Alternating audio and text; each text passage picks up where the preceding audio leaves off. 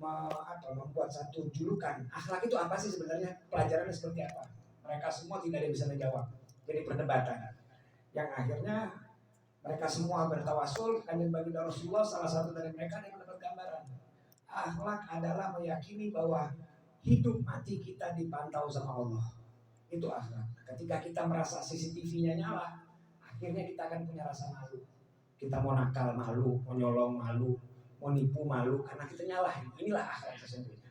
Ketika seseorang tidak punya malu, maka akhlaknya tidak ada, rontok. Mau tadi kita sempat bahas, kalau dulu zaman-zaman saya masih kecil, saya sih masih kecil sekarang, cuma umurnya aja yang nambah terus. Nah, zaman saya masih kecil dulu, di satu kampung itu yang hafiz Quran bisa dihitung pakai jari. Kadang di satu kampung nggak ada yang hafiz Quran. Kalau ini hari, tapi kehidupan menjalani sesuai dengan kehidupan Quran. Orang lebih sopan, lebih sering senyum, saling gotong royong, saling empati, saling senang. Ini hari hampir semua rumah punya anak gue, punya anak saya hafiz Quran, ini hafiz Quran, ini hafiz. Kemana-mana pergi ketemu hafiz Quran. Tapi kehidupan jauh dari Quran.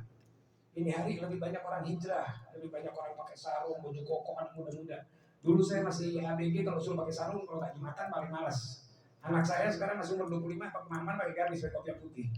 Saya bilang Allah zolim, dia punya kakek datang dari Hadrumut ke sini pakai ganti belangkon, nanti sekarang yang ngikutin pulang ke Hadrumut. Jangan di Indonesia.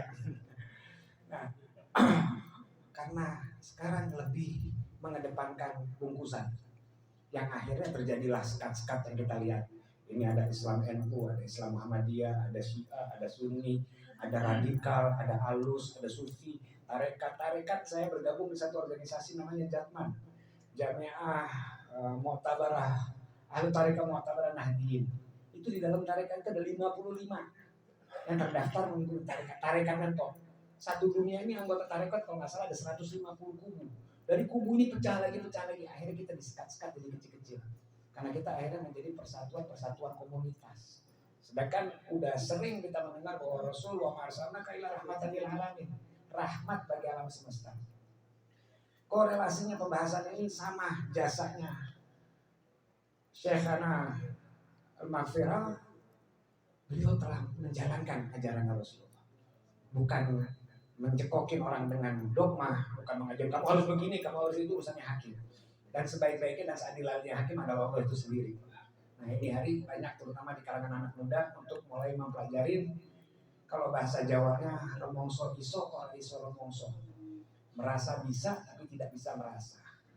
Nah, ilmu rasa ini yang diajarkan oleh Al-Maghfirah Syekhana Nasruddin bin Ramzi. Bagaimana rasa ini hidup. Nah karena di dalam rasa ini kita akhirnya terbimbing, karena Rasulullah datang dengan mahabbah, dengan cinta.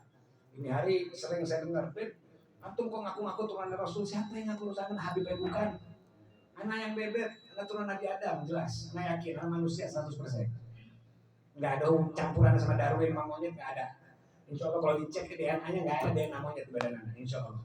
Tapi kalau manusia anak Nabi Adam. Dan kita semua turunan Nabi Adam, nggak ada bedanya antara kita. Khairakum atqakum, yang membedakan di antara kita adalah takwanya. Dan yang paling bermulia di antara kita yang paling bermanfaat bagi yang lain. Manfaat seperti apa?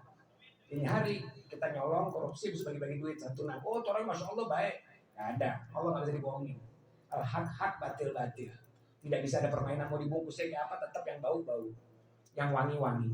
Bermanfaat buat orang adalah ketika ada suami istri lagi ribut, kita masuk di tengah untuk mendamaikan, bukan mengadu domba. Ini bininya lucu nih bahwa mungkin masalah, udah 3 bulan bisa gombal.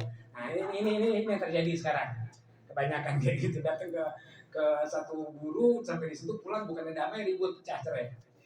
Yang ada besokannya ada hubungan khusus.